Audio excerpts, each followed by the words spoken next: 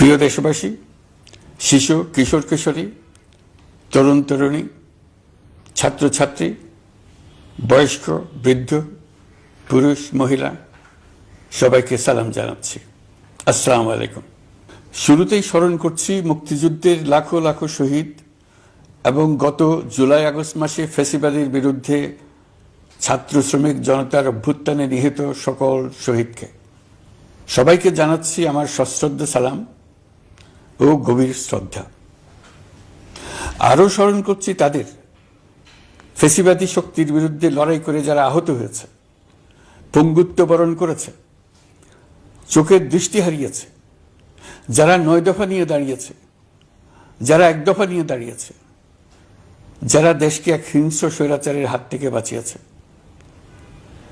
কৃতজ্ঞ চিত্তে স্মরণ করছি আপনাদের ভাই বোনদের, আপনাদের সন্তানদের, যারা এই বিপ্লবে অংশগ্রহণ করেছে। আমরা অন্তর্বর্তীকালীন সরকারের প্রথম 100 দিন অতিক্রম করলাম।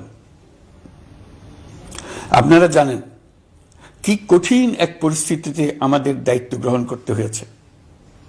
ছাত্র শ্রমিক জনতার অভূতপূর্ব গণ অভ্যুত্থানের পর ফ্যাসিস্ট সরকার প্রধান পালিয়ে গেলে দেশ সরকার শূন্য হয় সাময়িকভাবে।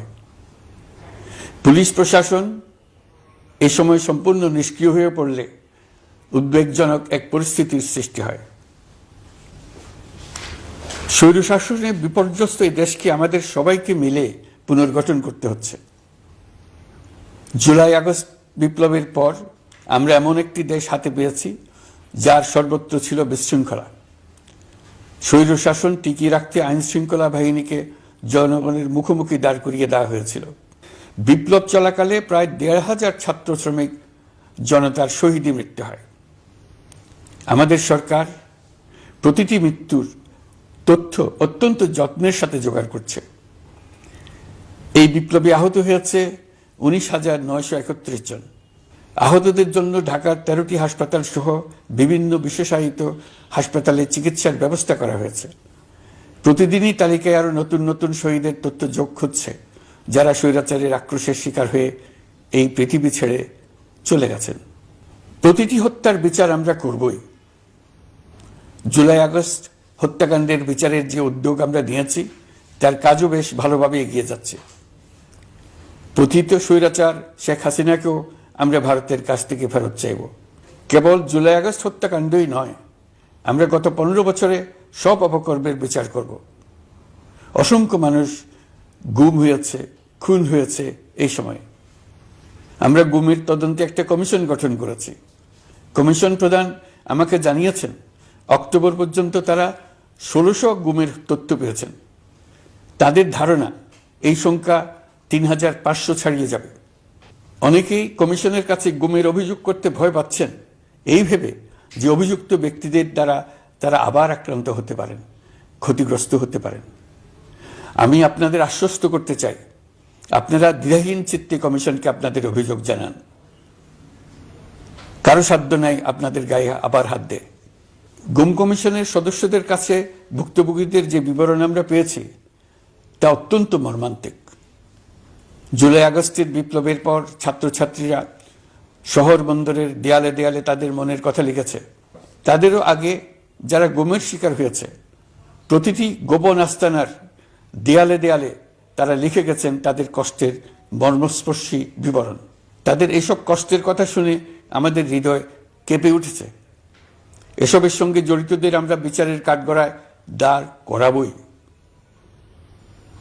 অভিযুক্ত যত শক্তিশালী হোক, যে বাহিনীরই হোক, তাকে ছাড় দেওয়ার কোনো সুযোগ নেই। কেবল দেশে নয়, গুম, খুন ও জুলাই আগস্ট গণহত্যার সাথে জড়িতদের আমরা আন্তর্জাতিক আদালতেও বিচারের উদ্যোগ নিয়েছি। ইন্টারন্যাশনাল ক্রিমিনাল কোর্টের প্রধান কৌশলী করিম খানের সঙ্গে আমার এই ব্যাপারে ইতিমধ্যে কথা হয়েছে। আইন শৃঙ্খলা রক্ষাকারী বাহিনীগুলোর কোনো সদস্য কিংবা অন্য কেউ যাতে হত্যা, গুম সহ এই ধরনের কোনো অপরাধে জড়িয়ে পড়তে না পারে, এই জন্য আমরা গুম বিরোধী আন্তর্জাতিক সনদে স্বাক্ষর করেছি। আপনারা দেখেছেন জাতিসংঘের আন্তর্জাতিক মানবাধিকার বিষয়ক হাই কমিশনার ফলকার তুর্ক সম্প্রতি বাংলাদেশ সফর করেছেন। জাতিসংঘ জুলাই আগস্ট হত্যাকাণ্ডের তদন্তে আমাদের সহযোগিতার হাত বাড়িয়ে দিয়েছেন। ডিসেম্বর প্রথম সপ্তাহে তারা আমাদেরকে তাদের রিপোর্ট হস্তান্তর করার প্রতিশ্রুতি দিয়েছে। অতীতের গুমের ঘটনাগুলো তদন্ত কাজেও আমরা নিয়মিত তাদের সঙ্গে যোগাযোগ রক্ষা করে চলেছি। মানবাধিকার রক্ষায় সহযোগিতা করতে ঢাকায় তারা তাদের জনবল বাড়ানোর প্রস্তাব দিয়েছে। আমরা এই প্রস্তাব গ্রহণ করেছি। প্রিয় দেশবাসী, আমি আগেও জানিয়েছি, আবারও জানাচ্ছি, গণ অভ্যুত্থানে সকল শহীদদের পরিবারকে পুনর্বাসন করা হবে, একজনও বাদ যাবে না। সকল আহত শিক্ষার্থী, শ্রমিক, জনতার চিকিৎসার সম্পূর্ণ ব্যয় সরকার বহন করবে। আহতদের দীর্ঘমেয়াদী এবং ব্যয়বহুল চিকিৎসা এবং শহীদদের পরিবারের দেখাশোনার জন্য স্বাস্থ্য মন্ত্রণালয়ের নেতৃত্বে একটি পূর্ণাঙ্গ তালিকা প্রস্তুত করা হয়েছে। প্রতিটি শহীদ পরিবারকে সরকারের পক্ষ থেকে ৩০ লক্ষ টাকা দেওয়া হচ্ছে। যারা বুলেটের আঘাতে তাদের দৃষ্টিশক্তি হারিয়েছেন তাদের চিকিৎসার জন্য নেপাল থেকে কর্নিয়া আনার ব্যবস্থা করা হয়েছে এবং যাদের প্রয়োজন তাদেরকে সরকারের পক্ষ থেকে বিদেশে চিকিৎসার জন্য পাঠানো হচ্ছে। জুলাই অভ্যুত্থানের কোনো শহীদ এবং আহত ছাত্র, শ্রমিক চিকিৎসা সেবা এবং পুনর্বাসন পরিকল্পনা থেকে বাদ যাবে না। এটি অন্তর্বর্তীকালীন সরকারের অঙ্গীকার। এই গণ অভ্যুত্থানের শহীদের স্মৃতি ধরে রাখতে গঠিত জুলাই শহীদ স্মৃতি ফাউন্ডেশন বেশ পাকাপোক্তভাবে তাদের কাজ শুরু করেছে। এই ফাউন্ডেশনকে সরকার ১০০ কোটি টাকা অনুদান দিয়েছে। এছাড়াও জুলাই আগস্ট বিপ্লবে শহীদ পরিবারের পুনর্বাসন ও আহতদের সর্বোত্তম চিকিৎসা নিশ্চিত করার জন্য সমাজ কল্যাণ মন্ত্রণালয়ের পক্ষ থেকে $5 মিলিয়ন একটি বরাদ্দ প্রস্তাব অর্থনৈতিক সম্পর্ক বিভাগের মাধ্যমে বিশ্ব ব্যাংকে পাঠানো হয়েছে। পতিত স্বৈরাচার পুলিশকে দলীয় কর্মীর মতো ব্যবহার করেছে। বাধ্য হয়ে তাদের অনেকেই গণহত্যায় অংশ নিয়েছেন। খুবই স্বাভাবিক প্রতিক্রিয়া হিসেবে তারা জনরোষের শিকার হয়েছেন। এতে তাদের মনোবল অনেক কমে যায়। আমরা পুলিশের মনোবল ফিরিয়ে এনে তাদের আবার আইন শৃঙ্খলা রক্ষায় কাজে লাগানোর চেষ্টা করছি। এক্ষেত্রে অনেক দৃশ্যমান উন্নতিও হয়েছে। আইন শৃঙ্খলা রক্ষায় বাংলাদেশ সেনাবাহিনীকেও কিছু নির্বাহী ক্ষমতা দেওয়া হয়েছে, যা পরিস্থিতির দৃশ্যমান উন্নতিতে সহায়তা করেছে। আমি আপনাদের সবাইকে ধন্যবাদ জানাই। কঠিন এই সময়ে আপনারা সবাই অপরিসীম ধৈর্যের পরিচয় দিয়েছেন। ধন্যবাদ জানাই দেশের রাজনৈতিক দলের নেতৃবৃন্দকে। তারা তাদের কর্মীদের শান্ত থাকার আহ্বান জানিয়েছেন। প্রতিশোধ স্পৃহায় লিপ্ত হয়ে কেউ যাতে হানাহানিতে জড়িয়ে না পড়ে সেই আহ্বান জানিয়েছেন। আপনাদের সবাই এই আহ্বানে সাড়া দিয়েছেন। ফেসিবাদী শক্তি ভয় দেখিয়েছিল তারা ক্ষমতা ছাড়লে দেশে লাখ লাখ লোক মারা পড়বে। টানা 7 দিন পুলিশ প্রশাসন সম্পূর্ণ নিষ্ক্রিয় থাকার পরও ব্যাপক আকারে সহিংসতা এড়ানো গেছে। আমরা যখন দায়িত্ব গ্রহণ করি, বাংলাদেশ তখন সম্পূর্ণ অরক্ষিত একটা দেশ। এই সময় ধর্মীয় সংখ্যালঘুদের মধ্যে অহেতুক আতঙ্ক ছড়ানোর চেষ্টা করা হয়েছে। কয়েকটি ক্ষেত্রে তারা সহিংসতারও শিকার হয়েছেন। কিন্তু এটা নিয়ে যেসব প্রচারণা হয়েছে তা ছিল সম্পূর্ণ অতিরঞ্জিত। অল্প যে সমস্ত সহিংসতার ঘটনা ঘটেছে তার মূল কারণ ছিল রাজনৈতিক। কিন্তু এইসব ঘটনাকে ধর্মীয় আবরণ দিয়ে বাংলাদেশকে নতুন করে অস্থিতিশীল করে তোলার চেষ্টা করা হয়েছে। আপনাদের সবার সহযোগিতায় আমরা দৃঢ়ভাবে এই পরিস্থিতি সামাল দিয়েছি। আমাদের দায়িত্ব গ্রহণের 2 মাসের মাথায় দেশে দুর্গাপূজা উদযাপিত হয়েছে প্রায় 32,000 পূজা মণ্ডপে। দুর্গাপূজা উপলক্ষে নির্বাহী আদেশে একদিন অতিরিক্ত ছুটি ঘোষণা করা হয়, যা উৎসবের আমেজকে অনেক গুণ বাড়িয়ে দেয়। দুর্গাপূজাকে ঘিরে আমরা ব্যাপক নিরাপত্তা প্রস্তুতি নিই, যার ফলে দেশের হিন্দু সম্প্রদায় নির্বিঘ্নে তাদের উৎসব পালন করেছে। আমরা দায়িত্বে আসার পর যে অল্প কিছু ক্ষেত্রে তারা সহিংসতার শিকার হয়েছেন, আমরা তার প্রতিটি ঘটনার তদন্ত করেছি। শুধু হিন্দু সম্প্রদায়ের নয়, দেশের কোনো মানুষই যাতে কোনো রকম সহিংসতার শিকার না হয় সেই জন্য আমরা যথাসাধ্য চেষ্টা করছি এবং সবসময় সে চেষ্টা করে যেতে থাকব। আপনারা জানেন, চলতি বছর বাংলাদেশের বিভিন্ন অঞ্চলে 6টি বন্যা হয়েছে। আপনাদের সবার সহযোগিতায় আমরা এই বন্যা মোকাবেলা করেছি। বাংলাদেশের দেশপ্রেমিক সশস্ত্র বাহিনী বন্যা মোকাবেলায় জনগণের সাথে কাঁধে কাঁধ মিলিয়ে কাজ করেছে। বন্যা মোকাবেলা ও বন্যা পরবর্তী পুনর্বাসনের লক্ষ্যে বিশ্বব্যাংকের $250 মিলিয়ন অনুদান এবং স্থানীয় অনুদানের মাধ্যমে 100 কোটি টাকারও বেশি অর্থ সংগ্রহ করা হয়েছে। বন্যার ফলে অনেক জায়গায় ফসলহানি হয়েছে, ব্যাহত হয়েছে পণ্য সরবরাহ শৃঙ্খল। বন্যা পরবর্তী সময়ে বাজারে শাকসবজি সহ নিত্য প্রয়োজনীয় পণ্যের দাম বেড়েছে, ফলে আপনাদের কষ্ট হয়েছে। নিত্য পণ্যের দাম সহনীয় পর্যায়ে রাখতে আমরা যথাসাধ্য চেষ্টা করছি।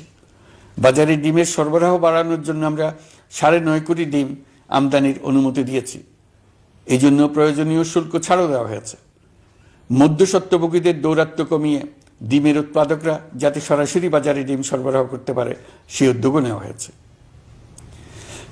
মানুষ যাতে স্বল্প মূল্যে কৃষিপণ্য কিনতে পারে সেজন্য রাজধানী সহ বিভিন্ন স্পটে সরকারি কিছু পণ্য বিক্রি করা হচ্ছে।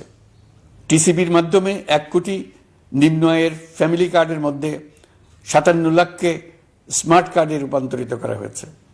বন্যার ফলে চালের উৎপাদন ব্যাহত হওয়ায় চাল আমদানিতে শুল্ক ছাড় দেওয়া হয়েছে। আসন্ন রমজানে নিত্য প্রয়োজনীয় দ্রব্যের সরবরাহ এবং দাম যাতে স্বাভাবিক থাকে এই জন্য সরকারের বিভিন্ন কর্তৃপক্ষ ব্যবসায়ীদের সাথে নিয়মিত বৈঠক করে যাচ্ছে। দ্রব্যমূল্য নিয়ে আমাদের কোনো লুকোছাপা নেই। মূল্যস্ফীতির পূর্ণ তথ্য জনগণের সামনে তুলে ধরা হচ্ছে।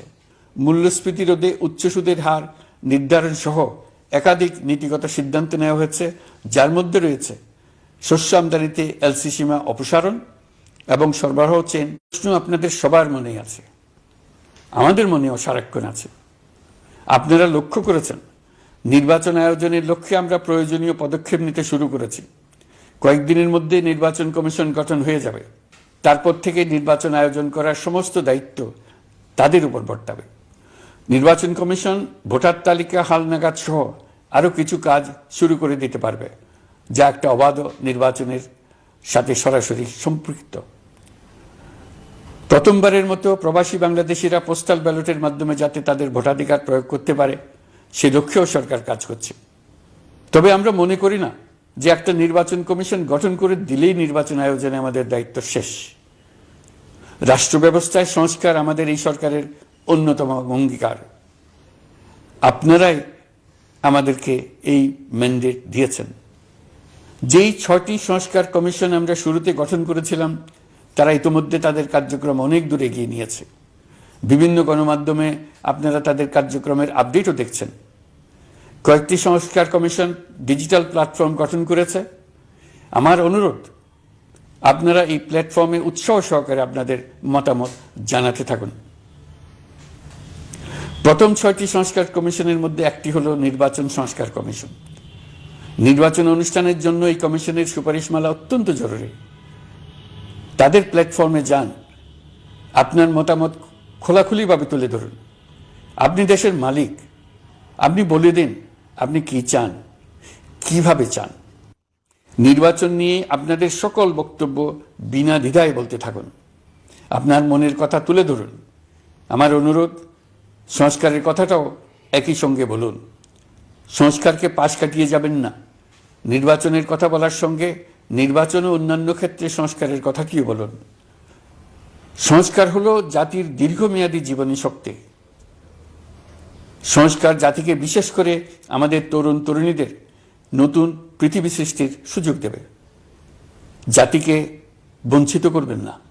নির্বাচন আয়োজনে যে সংস্কার কমিশনের সুপারিশমালায় রাজনৈতিক দলসমূহ এবং দেশের সকল মানুষের মতামত অপরিহার্য, সেই কমিশন হলো সংবিধান সংস্কার কমিশন। এই সুপারিশমালার যে অংশ সকলের কাছে গ্রহণযোগ্য হবে তার ভিত্তিতে নির্বাচনী আইন সংশোধন করতে হবে। সমান্তরালভাবে ভোটার তালিকাও হালনাগাদ করার প্রক্রিয়া চলতে থাকবে। আমি নিশ্চিত নই সংস্কার প্রস্তাব সমূহ বাস্তবায়নের সুযোগ আমরা কতটুকু পাব। তবে আমি আপনাদের কথা দিচ্ছি, আপনারা সুযোগ দিলে প্রয়োজনীয় কিছু অত্যাবশ্যকীয় সংস্কার কাজ শেষ করেই আমরা আপনাদের কাঙ্ক্ষিত নির্বাচন আয়োজন করব। ততদিন পর্যন্ত আমি আপনাদের ধৈর্য ধারণ করার অনুরোধ করব। আমরা চাইব আমরা যেন এমন একটি নির্বাচন ব্যবস্থা সৃষ্টি করতে পারি যা যুগ যুগ ধরে অনুসরণ করা যাবে। এর ফলে সাংবৎসরিক রাজনৈতিক সংকট থেকে আমাদের দেশ রক্ষা পাবে। এই জন্য প্রয়োজনীয় সময়টুকু আমি আপনাদের কাছ থেকে চেয়ে নিচ্ছি। নির্বাচনী সংস্কারের সিদ্ধান্ত হয়ে গেলে খুব দ্রুত আপনারা নির্বাচনের রোডম্যাপও পেয়ে যাবেন। অন্তর্বর্তী সরকার সৃষ্টি হয়েছে রাজনীতিকে নীতির কাঠামোয় আনার জন্য এবং রাজনীতির জন্য নতুন পরিবেশ সৃষ্টির নিবিড় আকাঙ্ক্ষা থেকে। এই আকাঙ্ক্ষা পূরণ করা থেকে জাতিকে বঞ্চিত করবেন না। নির্বাচনের ট্রেন যাত্রা শুরু করেছে, এটা আর থামবে না, কিন্তু যেতে যেতে আমাদের অনেকগুলো কাজ সেরে ফেলতে হবে। এই ট্রেন শেষ স্টেশনে কখন পৌঁছবে সেটা নির্ভর করবে কত তাড়াতাড়ি আমরা তার জন্য রেল লাইনগুলো বসিয়ে দিতে পারি, আর তা হবে রাজনৈতিক দলসমূহের ঐক্যমত্যের মাধ্যমে। ইতিমধ্যে অন্যান্য সংস্কার কমিশনের সুপারিশমালা নিয়ে আলাপ চলতে থাকবে। নির্বাচন ছাড়াও আরও গুরুত্বপূর্ণ সংস্কার করার ব্যাপারে ঐক্যমত গঠনের জন্য অতিরিক্ত সময় প্রয়োজন হতে পারে। দেশবাসীর কাছে, বিশেষ করে রাজনৈতিক দলগুলির কাছে আমরা ক্রমাগতভাবে প্রশ্ন তুলতে থাকব, কি কি সংস্কার নির্বাচনের আগে আপনারা করে নিতে চান। নির্বাচনের আয়োজন চলাকালীন কিছু সংস্কার হতে পারে, সংস্কারের জন্য নির্বাচনকে কয়েক মাস বিলম্বিতও করা যেতে পারে। আমরা দুদিন পরে চলে যাব, কিন্তু আমাদের মাধ্যমে জাতির জন্য যে ঐতিহাসিক সুযোগ সৃষ্টি হলো, সেই সুযোগটা যেন কোনো রকমই হাতছাড়া করে না দিই, এটার ব্যাপারে দৃঢ় থাকার জন্য আমি দলমত, নারী পুরুষ, ধর্ম, তরুণ, বৃদ্ধ, ছাত্র, ব্যবসায়ী, শ্রমিক, কৃষক নির্বিশেষে সবার কাছে আহ্বান জানাচ্ছি। আশা করি আপনারা আমার এই আবেদন গ্রহণ করবেন। দেশে সংগঠিত অন্যান্য অপরাধের বিচার প্রক্রিয়া ত্বরান্বিত করার জন্য দেশের বিভিন্ন জেলায় সহস্রাধিক প্রসিকিউটর নিয়োগ দেওয়া হয়েছে। হাইকোর্টে ইতোমধ্যে নিয়োগ দেওয়া হয়েছে 23 জন নতুন বিচারক। বিচার বিভাগকে ঘুষ ও দুর্নীতিমুক্ত করার জন্য সম্ভব সব ধরনের চেষ্টাই করা হচ্ছে। বিচারপতিদের নিয়মতান্ত্রিক উপায়ে শাস্তিমূলক ব্যবস্থা গ্রহণের জন্য সুপ্রিম জুডিশিয়াল কাউন্সিল পুনর্বহাল করা হয়েছে। শুধু বিচার বিভাগই নয়, সর্বগ্রাসী দুর্নীতির হাত থেকে দেশের সব খাতকেই রক্ষা করতে আমরা সচেষ্ট হয়েছি। দুর্নীতি দমন কমিশন পুনর্গঠনের কাজ প্রায় শেষ পর্যায়ে। দুর্নীতি ও অর্থ পাচারে অভিযুক্ত প্রভাবশালী 150 ব্যক্তির তালিকা তৈরি এবং 79 জনের বিরুদ্ধে অনুসন্ধান শুরু হয়েছে। 15% হারে আয়কর পরিশোধ করে অপ্রদর্শিত পরিসম্পদ অর্থাৎ কালো টাকা সাদা করার বিধান বাতিল করা হয়েছে। সরকারি কার্যক্রমকে গতিশীল করতে বিভিন্ন পর্যায়ের 19,084 জন কর্মকর্তা কর্মচারীকে পদোন্নতি, 13,429 জনকে বদলি এবং 12,636 জনের বিরুদ্ধে শাস্তিমূলক ব্যবস্থা গ্রহণ করা হয়েছে।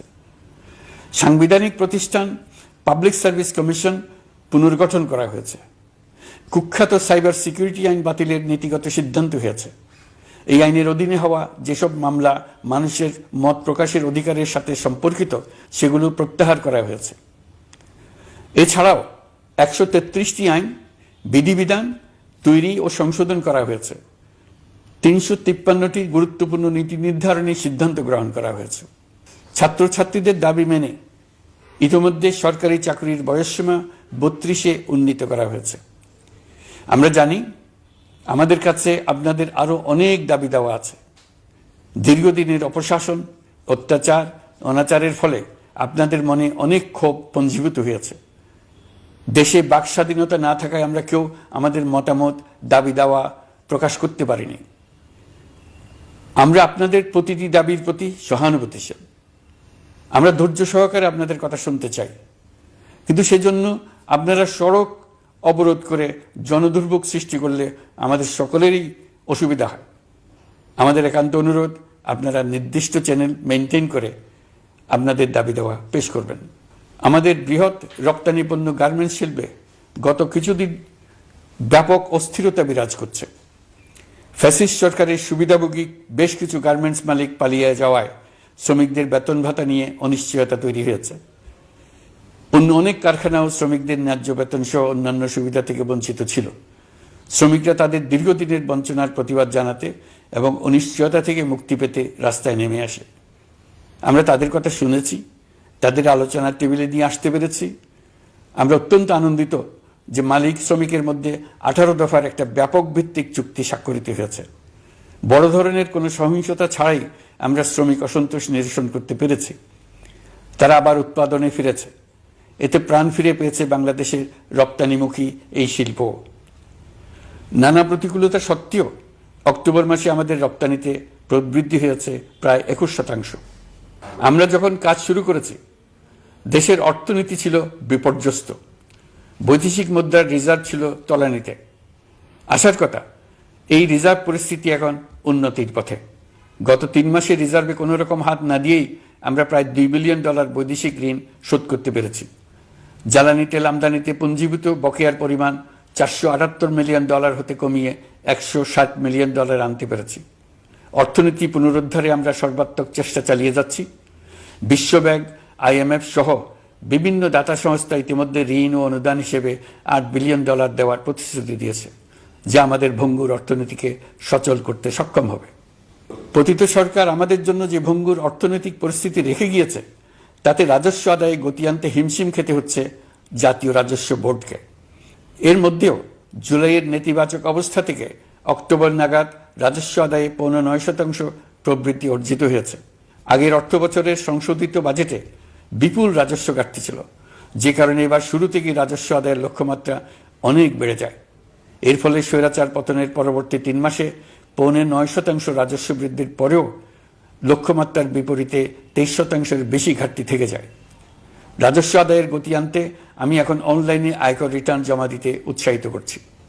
আন্তর্জাতিক সাহায্য সংস্থা, বিশ্বব্যাংক, IMF, UNDP ইত্যাদি প্রধানদের সঙ্গে আমার দীর্ঘ বৈঠক হয়েছে। তারাও বাংলাদেশকে নতুনভাবে এবং সর্বাত্মকভাবে সাহায্যের জন্য তাদের আগ্রহ ব্যক্ত করেছেন। চীনের পররাষ্ট্রমন্ত্রীর সঙ্গে একান্ত বৈঠকে চীনের পক্ষ থেকে যাবতীয় সাহায্যের আশ্বাস দিয়েছেন। 100 দিন আগে আর্থিক দিক থেকে আমরা যে লণ্ডভণ্ড অবস্থা থেকে যাত্রা শুরু করেছিলাম, সেটা এখন অতীত ইতিহাস হয়ে দাঁড়িয়েছে। এই 100 দিনে অর্থনীতি সবল অবস্থানে চলে আসছে। এটা সম্পূর্ণ নিজস্ব নীতিমালা দিয়ে হয়েছে। বলা বাহুল্য, এখনো আমাদের বন্ধুদের কাছ থেকে যে সাহায্যের আয়োজন হয়েছে তা আসা শুরু করেনি। বন্ধু রাষ্ট্রগুলো শুধু যে আমাদের বড় বড় অঙ্কের সাহায্য দিয়ে আসছে তাই নয়, তারা এই সাহায্য দ্রুততম সময়ে আসা শুরু করবে এই প্রতিশ্রুতিও আমাকে দিয়েছেন। এই সাহায্য আসা শুরু করলে আমাদের অর্থনীতি অত্যন্ত মজবুত এবং আকর্ষণীয় অর্থনীতিতে পরিণত হবে। বিদেশি বিনিয়োগকারীরাও নানা রকম বিনিয়োগে উৎসাহিত হয়ে এগিয়ে আসবে। বিনিয়োগকারীদের সঙ্গে এখন থেকে আমরা আলোচনা শুরু করে দিয়েছি। বিশ্বের রাষ্ট্রপুঞ্জের মজলিসে আমরা এখন সম্মানিত এবং প্রশংসিত দেশের অবস্থানে পৌঁছতে পেরেছি। এর কারণে পরাজিত শক্তি নানা কৌশল করেও তাদের দিকে দৃষ্টি আকর্ষণ করতে পারছে না। তারা নানা চেহারা নিয়ে আপনাদের প্রিয়পাত্র হবার চেষ্টা করছে। পরাজিত শক্তির ষড়যন্ত্র থেকে নিজেকে মুক্ত রাখুন, দেশকে মুক্ত রাখুন। এই ব্যাপারে অনড় থাকুন। এমন কিছু করবেন না যা তাদেরকে উৎসাহিত করতে সাহায্য করে। তাদেরকে সকল দিক থেকে নিরাশ করুন। সেটা নিশ্চিত করতে পারলে আমাদের আর কোনো বিষয়ে সংশয় করার প্রয়োজন নেই। সরকারের পক্ষ থেকে আমি নিশ্চয়তা দিচ্ছি, সকল প্রকার সীমাবদ্ধতা সত্ত্বেও আমরা আপনাদেরকে একটা মজবুত অর্থনীতি দিয়ে যাব। ভবিষ্যতে চলার পথকে সহজগম্য করে যাব। নাগরিক অধিকারসমূহ নিশ্চিত করে যাব। বিপক্ষ শক্তি যত শক্তিশালী হোক, নাশকতার যত রকম উদ্ভট পরিকল্পনাই করুক, সবকিছু নস্যাৎ করার জন্য প্রস্তুত থাকুন। এবার যে মুক্তি আমরা অর্জন করেছি তা আমাদের কাছ থেকে কেউ যেন ছিনিয়ে নিতে না পারে, তার জন্য সর্বমুহূর্তে প্রস্তুত থাকুন। আপনারা জেনেছেন, পতিত সরকার ও তার দোসররা প্রতি বছর দেশ থেকে $12 থেকে $15 বিলিয়ন পাচার করেছে। দুর্নীতি বিরোধী সংস্থা ট্রান্সপারেন্সি ইন্টারন্যাশনাল বাংলাদেশ সম্প্রতি এই তথ্য দিয়েছে। পাচার হয়ে যাওয়া এই অর্থ ফিরিয়ে আনার জন্য সম্ভব সকল ধরনের উদ্যোগ আমরা গ্রহণ করেছি। এই কাজে সফল হতে পারলে আমাদের অর্থনীতি আরও গতি পাবে। এই কাজে আমরা বিভিন্ন আন্তর্জাতিক সাহায্য সংস্থার সাহায্য দিচ্ছি। আমি ধন্যবাদ জানাতে চাই বিশ্ব নেতৃবৃন্দকেও। বাংলাদেশের এই সংকটময় সময়ে তারা প্রায় সবাই সহযোগিতার হাত বাড়িয়ে দিয়েছেন। আমি যখন সেপ্টেম্বরে জাতিসংঘের সাধারণ পরিষদের অধিবেশনে যোগ দিই, সে সময় মার্কিন যুক্তরাষ্ট্র, European Union, Canada, Italy, Holland, জাতিসংঘের মহাসচিব সহ বিশ্বের অনেক দেশের সরকার প্রধানের সঙ্গে আমার বৈঠক করার সুযোগ হয়। তারা স্বতঃস্ফূর্তভাবে আমাদের প্রতি সর্বাত্মক সহযোগিতা প্রদানের অঙ্গীকার ব্যক্ত করেছেন। নেপাল, মালদ্বীপ, পাকিস্তান সহ প্রতিবেশী বেশ কয়েকটি দেশের সরকার প্রধানের সঙ্গে আমার বৈঠক হয়েছে, যেখানে আমি সার্ককে পুনর্জীবিত করার কথা বলেছি। দেশে ফিরে আসার পর এসব দেশের রাষ্ট্রদূতগণ যারা ঢাকায় আছেন শতপ্রবৃত্ত হয়ে আমার সঙ্গে দেখা করে তাদের সরকার প্রধানদের অঙ্গীকার পুনর্ব্যক্ত করে গেছেন।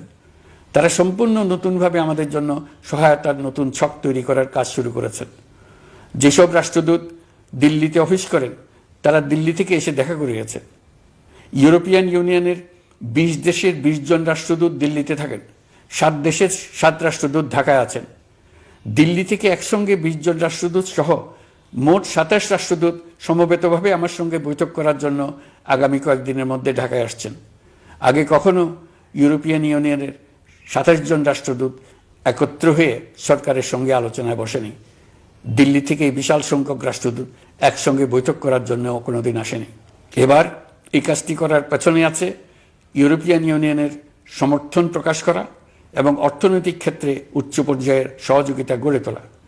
ইতিমধ্যে আমার সঙ্গে দেখা করেছেন সৌদি আরব, সংযুক্ত আরব আমিরাত, ব্রাজিল, তুরস্ক, রাশিয়া, ফিনল্যান্ড, সিঙ্গাপুর, লিবিয়া সহ অনেক দেশের রাষ্ট্রদূত। দ্বিপাক্ষিক নানা সহযোগিতা সহ বাণিজ্য বিনিয়োগ বৃদ্ধির আশ্বাস তারা দিয়েছেন। আমরা প্রবাসী বাংলাদেশিদেরও বেসরকারি খাতে বিনিয়োগ করার জন্য আহ্বান জানাচ্ছি। বাংলাদেশের অর্থনৈতিক উন্নয়নে তরুণদের কর্মসংস্থানের মূলে রয়েছে বেসরকারি খাত। আমাদের বিনিয়োগ বোর্ডের নির্বাহী চেয়ারম্যান 2 শতাধিক বেসরকারি প্রতিষ্ঠানের প্রধান নির্বাহী, উদ্যোক্তা ও বিনিয়োগকারীর সঙ্গে পৃথক পৃথকভাবে বৈঠক করেছেন।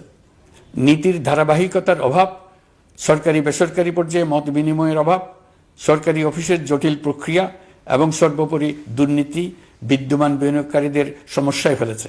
বিনিয়োগকারীদের উদ্বেগ নিরসনে আমরা অনেকগুলো কাজ করেছি। ইতিমধ্যে সত্যিকারের ওয়ান স্টপ সার্ভিস চালু হয়েছে। বিনিয়োগ সংক্রান্ত চ্যালেঞ্জ সমাধানে আন্তঃমন্ত্রণালয় কমিটি গঠন করা হয়েছে। বেসরকারি খাতের উপদেষ্টা কাউন্সিল ও ডিজিটালাইজেশনের মাধ্যমে সরকারি অফিসে না এসে প্রয়োজনীয় কর্মসম্পাদনের পদক্ষেপ নেওয়া হয়েছে। বিনিয়োগ উন্নয়ন সংস্থা আমাদের অগ্রগতির বিষয়ে সবাইকে মাসিক ভিত্তিতে আপডেট করে যাচ্ছে। আমরা প্রবাসীদের কল্যাণে কাজ করছি।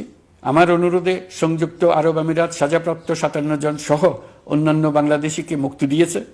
এইসব বাংলাদেশি যাবজ্জীবন কারাবাসের ঝুঁকি নিয়ে ফেসিবাদের বিপক্ষে প্রতিবাদ করেছিল। বাংলাদেশিরা এরকম প্রতিবাদ আরও অনেক দেশেই করেছেন। আমরা তাদের প্রতি কৃতজ্ঞ। কয়েকদিন আগে বাকুতে সংযুক্ত আরব আমিরাতের প্রেসিডেন্ট জনাব শেখ মোহাম্মদ বিন জায়েদ আল নাহিয়ানের সঙ্গে আমার কথা হয়েছে। তাকে বাংলাদেশের পক্ষ থেকে ধন্যবাদ জানিয়েছি। তিনি বলেছেন বাংলাদেশের জন্য যে কোনো সাহায্য লাগলে আমি যেন তাকে জানাই। প্রবাসীদের কল্যাণে আমাদের সরকার সম্ভব সব ধরনের উদ্যোগ গ্রহণ করে যাচ্ছে। আপনারা জানেন মালয়েশিয়ার প্রধানমন্ত্রী আনোয়ার ইব্রাহিম সম্প্রতি বাংলাদেশ সফর করেছেন।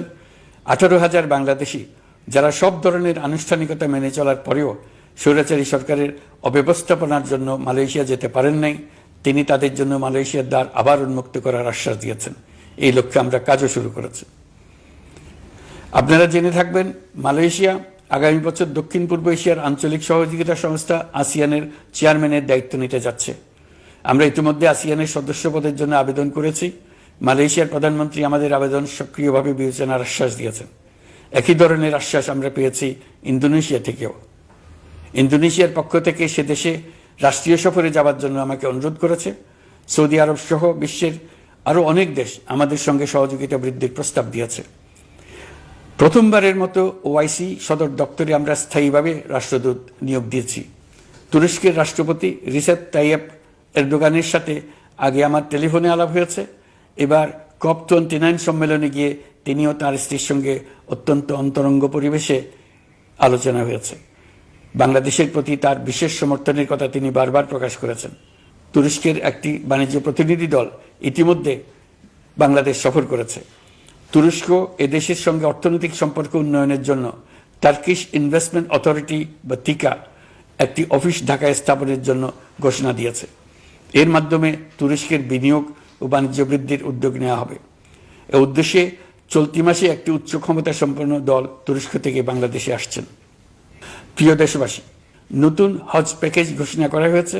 তাতে হজের ব্যয় 1 লাখ টাকারও বেশি কমিয়ে আনা হয়েছে। পাশাপাশি আমরা এই সিদ্ধান্ত গ্রহণ করেছি এই বছর সরকারি খরচে কাউকে হজে পাঠানো হবে না। আমরা নতুন বাংলাদেশকে একটা পরিবেশ বান্ধব এবং জীব বৈচিত্র্যময় দেশ হিসেবে গড়ে তোলার উদ্যোগ নিয়েছি। এটি তরুণদের আকাঙ্ক্ষা, আমাদের সবারই আকাঙ্ক্ষা। সেই লক্ষ্যে আমি প্রথমেই একটি ক্ষুদ্র পদক্ষেপ নিয়েছি। সমগ্র সচিবালয়ে প্লাস্টিকের পানির বোতল ব্যবহার নিষিদ্ধ করেছি। ইতিমধ্যে সুপার শপগুলোতে পলিথিনের শপিং ব্যাগ ব্যবহার বন্ধ করার উদ্যোগ নেওয়া হয়েছে। গত কয়েক দশকে যে পরিমাণ নদী দূষণ হয়েছে, আমরা তা বন্ধ করার উদ্যোগ নিয়েছি। আপনারা সবাই অবগত আছেন, জলবায়ু পরিবর্তন আমাদের জীবনযাত্রার জন্য কীরকম হুমকি হয়ে আসছে। গত এক বছরে বাংলাদেশ প্রায় 15টি প্রাকৃতিক দুর্যোগের শিকার হয়েছে। মানুষের সৃষ্ট নানাবিধ দুর্যোগের পাশাপাশি এসব প্রাকৃতিক দুর্যোগের বিপক্ষেও আমাদের লড়তে হচ্ছে। আজারবাইজানে জলবায়ু সম্মেলনে বিশ্ব নেতৃবৃন্দকে আমি আমার উদ্যোগের কথা জানিয়েছি। সেখানে জাতিসংঘের মহাসচিব, ইউরোপ, এশিয়া, আফ্রিকার অনেক সরকার প্রধানের সঙ্গে আমার দেখা হয়েছে। যতটুকু আলাপ আলোচনা সম্ভব হয়েছে, আমি সবার কাছে জলবায়ুর প্রতিকূল প্রভাব মোকাবেলা সহ গণতান্ত্রিক উত্তরণের পথে বাংলাদেশের অগ্রযাত্রায় সহযোগিতা চেয়েছি। তারা সবাই সহযোগিতার অঙ্গীকার করেছেন। গত 100 দিনে আমরা অনেক কল্যাণমূলক কাজ করেছি, যা এখানে স্বল্প পরিসরে বর্ণনা করা সম্ভব নয়। আমাদের সরকার স্বচ্ছতা ও জবাবদিহিতায় বিশ্বাসী। তাই আমি সরকারের সকল মন্ত্রণালয়কে নির্দেশ দিয়েছি তাদের নিজ নিজ কাজের বিস্তারিত বিবরণ নিজেদের ওয়েবসাইট ও সামাজিক যোগাযোগ মাধ্যমে প্রকাশ করার জন্য। আমি আমার দপ্তরকেও বলেছি সরকারের সব কাজের বিবরণ যাতে জনগণ জানতে পারে, এই জন্য যেন প্রয়োজনীয় পদক্ষেপ নেওয়া হয়। এই সরকারকে ব্যর্থ করার জন্য, অকার্যকর করার জন্য বিশাল অর্থে বিশ্বব্যাপী এবং দেশের প্রতিটি স্থানে, প্রতিটি প্রতিষ্ঠানে এক মহাপরিকল্পনা প্রতি মুহূর্তে কার্যকর রয়েছে। তাদের একটি বড় প্রচেষ্টা হচ্ছে আমাদের মধ্যে বিভেদ সৃষ্টি করা। পতিত সরকারের নেতৃবৃন্দ যারা এদেশ থেকে বিপুল পরিমাণ অর্থ পাচার করে নিয়ে গেছে, সেই অর্থে বলিয়ান হয়ে তারা দেশে ফিরে আসার জন্য চেষ্টা করে যাচ্ছে।